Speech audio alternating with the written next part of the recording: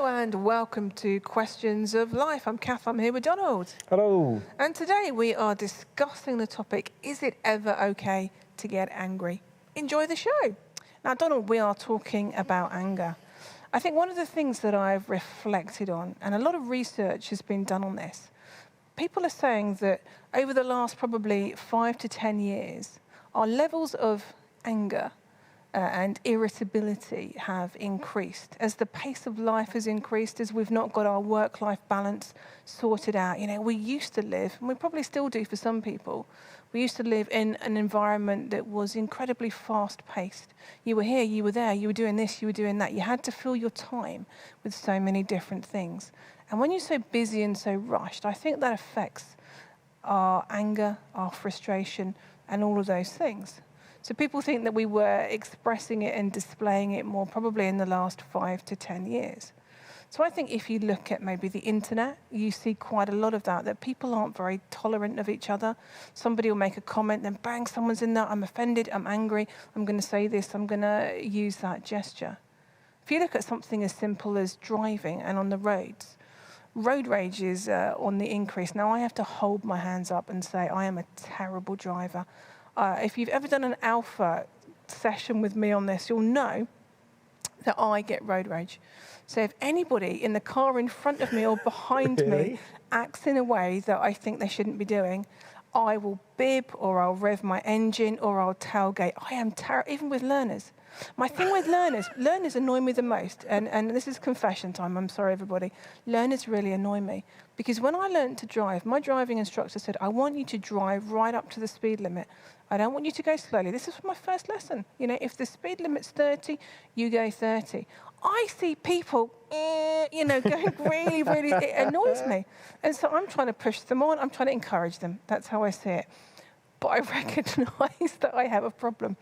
And my friend Julia, who sometimes has to go in the car with me, she thinks it's been a successful drive if I haven't used my horn. I might have, thought about it. I'm terrible. Really? On the way here tonight, I was terrible. Just get wound up. I'm like, why can't people drive as well as I can? You know, I've reversed into the church gates. I've done 101 things. But it's one of those things. It is my thing. I get angry. But I can recognise it. And it's interesting, I think, as people, that sometimes we get angry and we recognise it. And some people get angry and they don't recognise it. I don't get angry. You know, I'm perfectly calm. Now, the experts are in disagreement as to how often we get angry each day. So there's one pool of thought that says we get angry on average once a day, and then we get a little bit peeved maybe 3 or 4 times a day. But then there's another group, the anger management experts. They reckon we get angry about 15 times a day. So we get frustrated as a human race. We've got this emotion, anger. Is it okay to get angry? Yes and no. So I think, like a lot of things, it's an attribute that God has given us. Yep. That has a good use, but often, perhaps more often than not, it's got corrupted and it's got damaged and is unhelpful. I do get irritated when I'm driving, but I was just thinking about this. I got a new car, what was it, about 18 months ago? I actually don't know where the horn is. What? Yeah, and 2 or 3 times I do get frustrated. I do think I need to let the person know I'm coming, and I thump the steering wheel and nothing happens because I don't actually know where the horn is. That's my first thing. What does the horn sound like? It's important to me. Wow. Has it got like a bit of clout, or is it like toot toot, some little girly horn? Needs to be, I've got issues. I've got real issues. Well, we'll just close the live stream now. We'll go. Pray for me. Tell me about your childhood. No, so I think fundamentally that when anger is an expression of love and of protection and of justice, then it's mirroring God. So I think when God sees, say, the abuse of a person, when he sees injustice, violence, oppression, when he sees murder or violence, death, when he sees rape or things like that, because he loves those who are being hurt, There is a right emotional response of that is wrong. It should not happen. And so you see that in Jesus. You see him saying this is wrong and shouldn't happen. But for most of us, we're not angry as an expression of love. We get angry as an expression of a load of other emotions, such as impatience, such as self-importance. There's a great quote. It's attributed to Aristotle, and I don't know whether it really is Aristotle. It could just be made up that it was Aristotle, and I can't remember exactly, but it's roughly this, that the secret of anger is to ensure that you're angry at the right thing, in the right way, at the right time, to the right people, for the right length of time. It's something like that. If you Google Aristotle and anger, you get something like that. And I find those 5 things are really helpful and challenging to reflect on. Am I angry at the right thing? And perhaps we'll explore that. Am I expressing that anger in the right way? Am I expressing that anger at the right person? Am I expressing it for the right length of time? And I'm expressing it at an appropriate time. So I think that kind of helps. And when I apply that test to myself, 95% of my anger is inappropriate and unhelpful. And there's probably a few things that I ought to be more angry about. So the Bible does kind of say both things. There's quite a lot in the Bible about controlling our anger, about not being angry, about particularly it talks about rage and damaging words and you controlling our language. So there's a lot in the Bible about self-control, and anger has to be controlled. It's like all the drives, like hunger, our self-defense, it's like all of these human drives, sexual drives, they all need to be controlled. And so anger really needs to be controlled. And I think for most of the time, many of us are angry at the wrong things and in the wrong way. Okay, so let's start at the beginning of those 5, because I think that's really, really helpful. The right things to be angry about. You know, we've talked about God and some of the things that he's angry about. And obviously that gives us some kind of framework. But let's ground it into our everyday lives. What would you say are some of the things that it is okay to be angry with? And we should be. Yeah, so I think if we look at Jesus as a model. So when he is on the cross and they are ridiculing him and they are humiliating him, he says, Father, forgive them, for they don't know what they're doing. When he enters the temple and he discovers that people are being forced to have to spend money in order to meet with God, I mean, it's a bit more complicated than that, and there's a whole thing I do on John on our website around that story. In our studies of John, you can find that. But when he sees that the poor and those who are spiritually searching for God are pushed away because of money, he gets angry. So that, to me, gives us a clue that I think Jesus teaches us to not put our own ego and our own importance ahead of others, but to be people of mercy and grace. And so most of the time, when we are angry because of the way we've been treated, I think we've got to work at that and try to deal with that. Now, that isn't to say that we allow ourselves to be hurt and damaged. It may mean that we need to remove ourselves from places that are dangerous. That's absolutely right. But there's a difference between removing ourselves from a place of danger and being angry. So in the main, I think we need to say, am I angry because I feel something about myself? And that tends to be unhelpful. On the other hand, if anger is something that motivates me to protect or intervene on behalf of somebody else, then it's very, very important. So it becomes a motive to change a situation for somebody else. And that's where it's right. And that's where we see Jesus getting angry. So we should be angry that there are people starving in the world. We should be angry that there is violence and injustice. We should be angry that some people are being misled by deliberate lying. And those are things that should make us angry. Now, there is a right and a wrong way to express that anger. So just because, as we said in the quote, just because you're angry at the right thing doesn't necessarily mean we express it in the right way. But I think it's about looking at, am I angry on behalf of somebody, or am I angry as a form of self-preservation, self-defense? And in that area, I think self-defense and self-preservation is important, but it's probably not right to express it in anger, if that makes sense. Yes, I'm going to be slightly controversial and say that I kind of agree with you but disagree with you. So say somebody has been beaten up by somebody else or in an abusive relationship. I actually think there's something healthy in the right way, expressing anger, in recognizing your own worth. Because I think for so many people in that situation, they have been mistreated and feel valueless. And there is something powerful in expressing it in the right way and saying, actually, that was not right. I shouldn't have been treated in that way. And expressing it. Maybe anger's the wrong word, but do you know what I mean?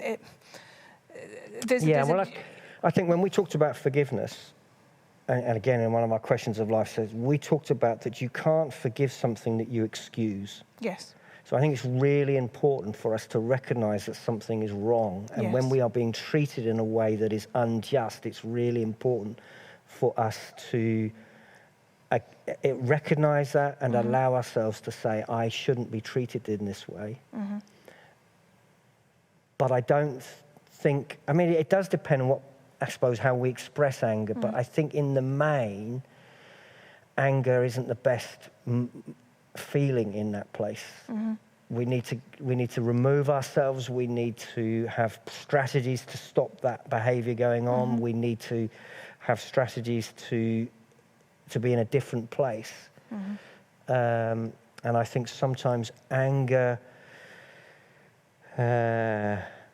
confuses us and makes us do unhelpful responses. But maybe that's to do with how we express anger.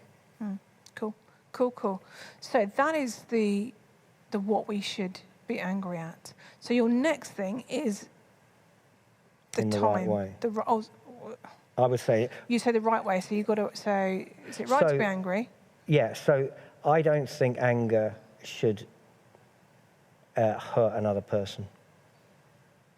And so, if I use words that are hurtful, or if I use force that is hurtful, I think that's wrong. And this is, I think, even harder than working out what to be angry about, is to work out how to express that anger in the right way. I think there's a practical level to this, is that if we use hurt on another person, we tend to perpetuate the problem because they want to hurt us back. And it causes all sorts of retaliation. So I think using words that cut a person, that humiliate a person, that insult a person, I think that's... I think the New Testament is pretty clear in my view. I mean, Jesus does not do that in his anger. I don't think we should use those kind of words. And I don't think we should hurt a person physically. I don't think violence is justified. I think that force may be needed to restrain. Force may be needed to intervene. But I don't think we go out of our way to hurt another person. And so I believe that essentially non-violence transforms a situation, whereas violence escalates it. And I think there is, in the Bible, there is a difference between those who are protecting us on behalf of the state. Obviously, soldiers or police have a different God-given responsibility. But talking about us as individuals, I don't think force or violence is ever right. I think there may be time to restrain or prevent, which may be physical.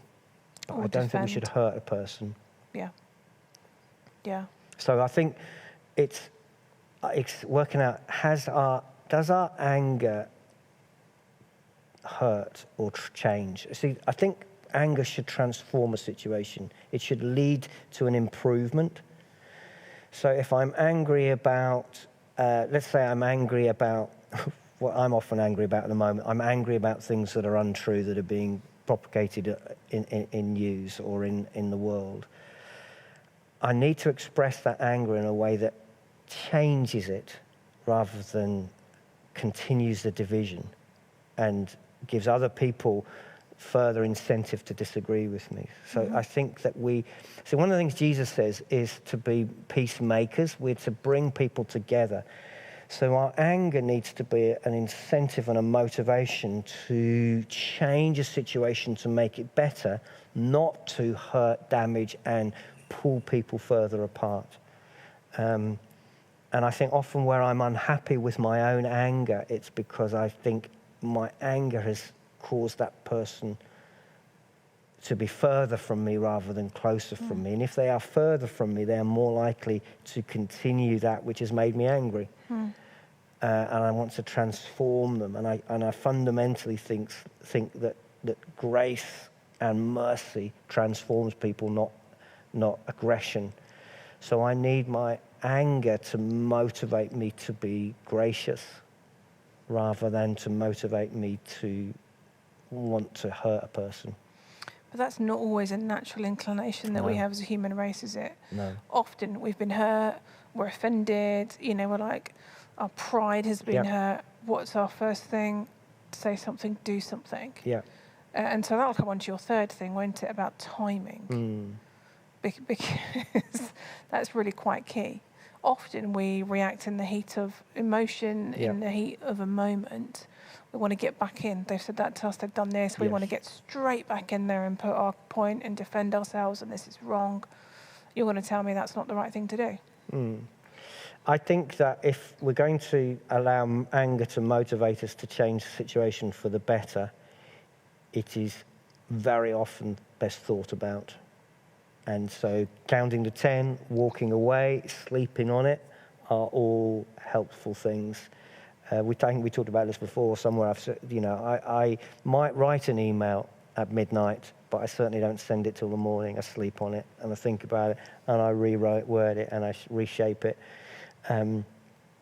I think, obviously, when there's, you see somebody being attacked and your anger and compassion leads you to leap in and protect them physically, absolutely. There's no point counting to 10 while they're being beaten up. But most of our anger isn't that immediate. Most of our anger is somebody said something. To step back and think about how I can respond to that is probably going to be helpful. And sometimes, I think sometimes the phrase at the right time, sometimes also is that sometimes there comes a point where we need to let it go. And actually to cart back and to bring it back up is really unhelpful. And I think one of the things that really damages relationships is when we bring into the current dispute the previous disputes and we say, and you did this, or we say you always did this, or we just drop some sort of bomb that reminds somebody of what else they've done wrong. So I think there's two elements to that right time. One is to say, okay, I'm going to pause, I'm going to reflect, how am I going to say this, what am I going to do about it, and I'm going to think this through and choose the response that's going to change the situation. But there's also there's sometimes a point of saying the moment has gone and it's not going to help to bring it back. It's not always easy choosing to do the right thing, is it? I remember you telling me years ago about the thing that if you get an email that you need to reply to, and you need to just make sure you're replying to it in the right way, that you write it and then you come back to it. So I try and do that. And my first attempt and then the one that I actually send are very, very different. But there's something quite cathartic, as long as you don't send it, expressing how you feel. So I'll quite often type it and then obviously I amend it. But that's quite helpful for me because there's a cooling off period and there's a sense of, okay, I can't say that. What is going to get the best result Yes. in this situation? Yes. What is going to bring reconciliation? What is going to help them? Sometimes it's in me thinking, actually, I'm going to be the bigger person. I'm not going to be the one that proves the point that I'm right, but I'm going to do all that I can to make sure that they're okay, and going forward, we're okay. Yeah. Yeah. It's not always what I want to do, Yeah. but I try and do that. So it's not always easy, not immediately expressing our anger and finding the right ways to do it. And I think connected to that, one of the things that I found helpful is that I have a tendency to want to have the last word. Oh, I'd like to know that. Great. And that tends to be unhelpful in a conflict situation because the other person will want to have the last word. And so we'll just keep going. And they'll say something and I'll go, yeah, and anything. And I think, right, we're finishing now because I've said my piece. Yep. But they will go with the same. And that escalates. So one of the things that I think is helpful is that I choose to have the last word silently in my head unsaid. Gosh. And maybe on occasions that is an email that I know I'm not going to send. Gosh. But I've expressed it to myself and I've chosen not to say it. And I think one of the really powerful and difficult concepts that Jesus talks about is turning the other cheek. You know, what does it mean when he says, you know, let them take your coat, let, you know, if they hit you on one side, turn the other cheek. And a small and insignificant way for me to live that out is to choose not to have the last word, is to choose not to say anything. Now, there are times when that annoys people because I won't speak. But I think it's a way of me saying I want to bring peace, and my peace isn't about me winning the argument. And I don't have to have the last word. I can let it go. How often should we turn the other cheek? You know, how do you work out this balancing act of, okay, so something's been said or done. How do I know whether to respond to that, to at the right point say something, or whether just to let that go and say that's not important and move on?